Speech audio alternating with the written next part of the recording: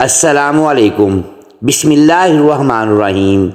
امام بخاری علیہ رحمٰن نے نقل کیا ہے کہ ایک روز رسول اللہ صلی اللہ علیہ وآلہ وسلم نے حضرت عائشہ صدیقہ رضی اللہ تعالی عنہ سے فرمایا، کیا انہوں نے احد کے دن سے زیادہ سخت دن کبھی دیکھا ہے؟ پھر خود ہی ارشاد فرمایا، میں نے وہ دن دیکھا ہے۔ اس روز ابن عبد یا لیل بن عبد کلال نے سمجھو میری جان ہی لے لی تھی، لیکن میں نے اپنے آپ کو اللہ کی پناہ میں دے دیا تھا اور اسی سے مدد کا طالب تھا۔ بہرکیف اس نامراد اور دوسرے کفار مکہ نے مجھ پر اتنا ظلم کیا کہ میں بتا نہیں سکتا۔ جب کفار مکہ اور خود میری قوم کی طرف سے مجھ پر ظلم ہو رہا تھا تو میری نگاہ آسمان کی طرف اٹھی، دیکھا کہ ایک بادل مجھ پہ سایہ فکن ہے اور اس میں سے ایک فرشتہ زمین کی طرف آ رہا ہے۔ وہ جب اور زیادہ قریب ہوا تو دیکھا کہ وہ جبرائیل ہیں۔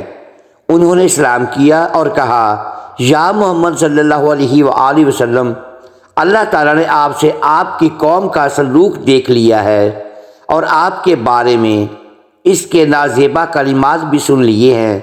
اس نے مجھے تاکید کی ہے کہ اگر آپ کا حکم ہو تو میں روئے زمین پر جتنے جنگلات ہیں انہیں اٹھا کر آپ کی اس قوم پر اڑڑ دوں۔ جبرائیل علیہ السلام کی زبانی اللہ تعالیٰ کی طرف سے اس کے اس کرم بے پایاں کے بارے سن کر میں نے اس کا شکریہ ادا کیا اور جبرائیل سے کہا، نہیں بلکہ میں چاہتا ہوں کہ کفار کے اسلام سے اللہ تعالیٰ ایسے لوگ پیدا کرے جو صرف اسی کو معبود مانیں، اسی کی عبادت کریں اور کسی دوسرے کو اس کا شریک نہ ٹھہرائیں۔ البخاری، مسلم، البدایہ والنہایہ۔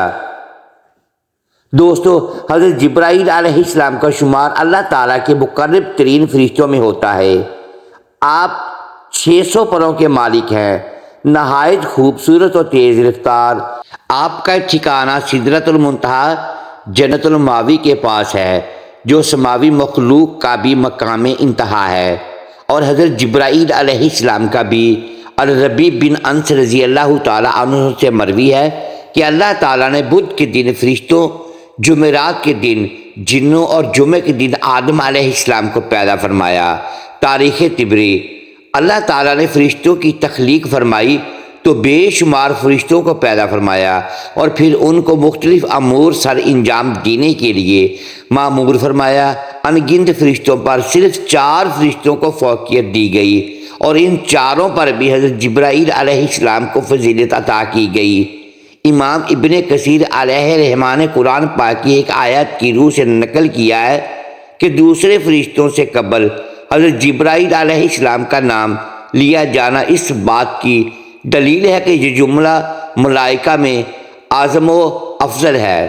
منقول ہے کہ رسول اللہ صلی اللہ علیہ وآلہ وسلم نے ایک مرتبہ حضرت جبرائیل علیہ السلام سے دریافت فرمایا، کیا کبھی آسمان سے مشقت کے ساتھ بڑی جلدی فوراً زمین پر اترنا پڑا ہے؟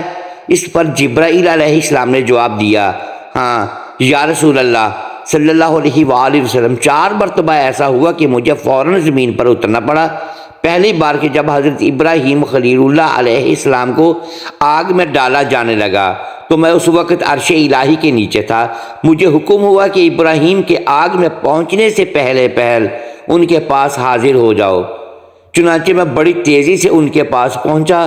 دوسری بار کہ جب حضرت اسماعیل علیہ السلام کی گردن پر چھری رکھ کر چلا دی گئی تو مجھے حکم ہوا کہ چھری کو الٹا دو، تو میں چھری چلنے سے پہلے ان کے پاس پہنچ گیا۔ تیسری بار کہ جب حضرت یوسف علیہ السلام کو کنویں میں ڈالنے کے لیے رسا کاٹ دیا گیا تو میں بڑی سرعت میں کنویں پر پہنچا اور آپ کو آرام سے پتھر پر بٹھا دیا۔